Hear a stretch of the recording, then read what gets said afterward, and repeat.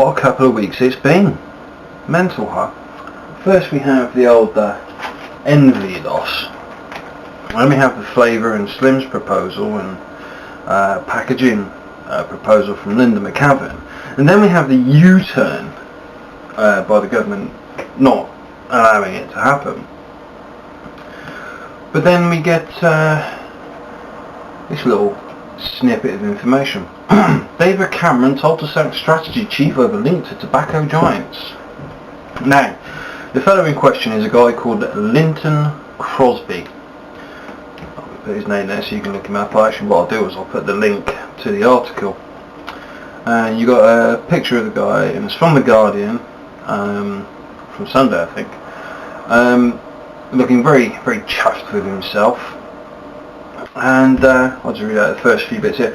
David Cameron faces calls from senior Liberal Democrats to sack his controversial election strategist Linton Crosby over his links with the tobacco industry as the coalition descended into open warfare over public health policy. Now I want to do a little digging into this, because that last sentence there seems like there's some big rows going on. Plus I'll get back to something about the House of Lords visit by Dave Dawn in a minute.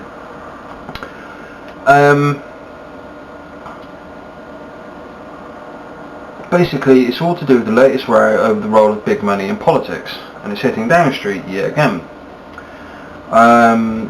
Paul Burstow, who was Health Minister until September last year, said Crosby should either quit or be sacked, as it emerged that his lobbying firm works for the global tobacco giant Philip Morris. And if you don't know who Philip Morris are, they're the owners of Marlboro, his own brand cigarettes. Pretty big company. So basically he's been asked to either quit or be sacked. Now where that's gone to so far I'm unaware of, but I shall let you know as I go along. So you've got that. Now, watching some VTTV, as you know I watch it to do some research, and it turns out a certain Mr. Dawn and some other members of the cast into the House of Lords, and a certain Jeremy Mean was there as well. And I believe Dave Dawn presented something similar to the House of Lords, and was asked what it was. I believe the quote was just like a bloody sonic screwdriver. I don't know, face it, every single one of us has had that at least once, but it would seem that either Jeremy Mean has been either very ignorant and not educated himself properly on what an e-cig is, or he has deliberately misled everybody over what an e-cig actually looks like and is.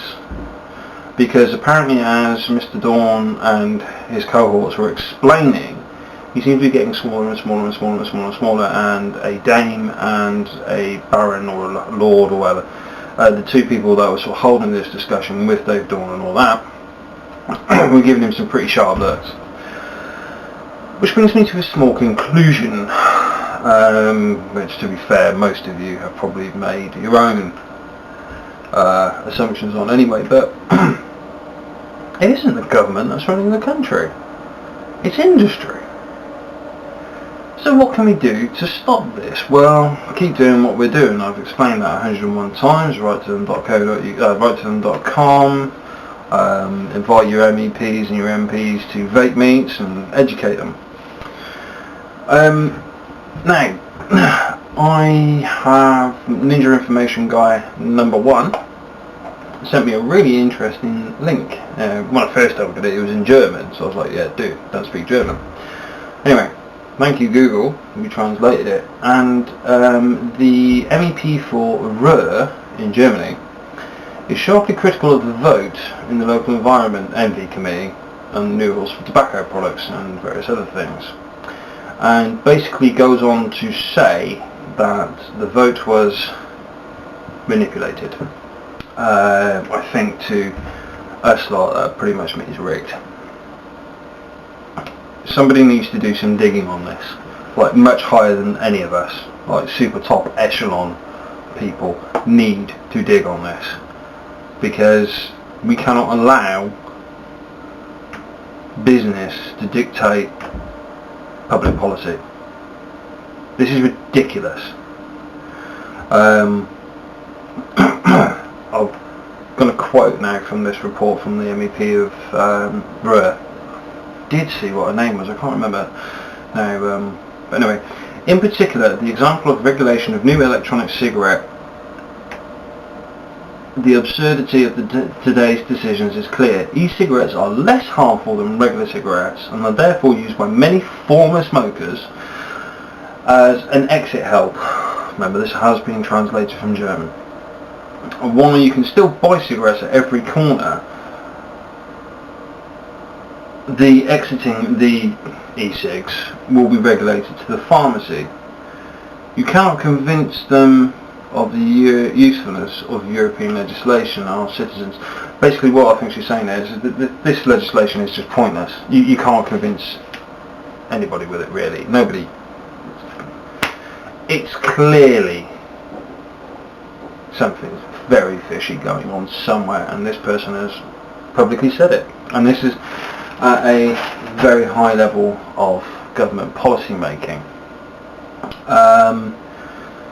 So even the vote itself apparently was very problematic. The voting list was manipulated. Many so-called compromises were entirely or partly identical with the Commission and included full text article. Thus the vote on individual otherwise amendments was specifically prevented.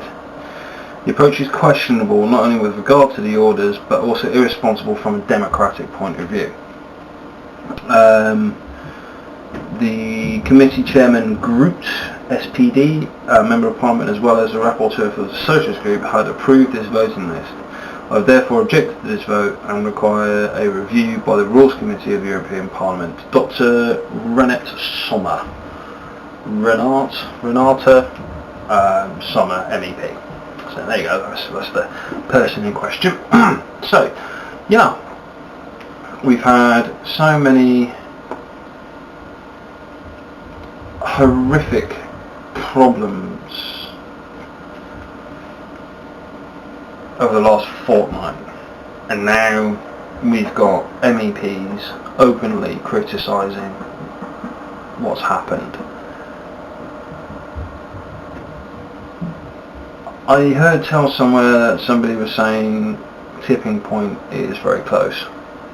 I think tipping point is exceptionally close, and that tip is going to be explosive. Something's going to go off, and it's going to go off with a bang. Yeah, all you nosy buggers like me, start digging into this. I know I certainly will be. I'll be following up this Linton fella as well. What was his name? Linton Crosby. See what's going on with him. I shall be following up Dr. Renata, I presume it's Renata Sommer. Maybe even send her an email and actually see if she'll talk to me. So there you have it. My last couple of weeks in a nutshell. Government's gone to shit, and frankly industry's running it for them. Time for a vote of no confidence if you ask me. Anyway, I'll sign off there before I waffle too much. I've been Fury79, you've been gorgeous. Peace.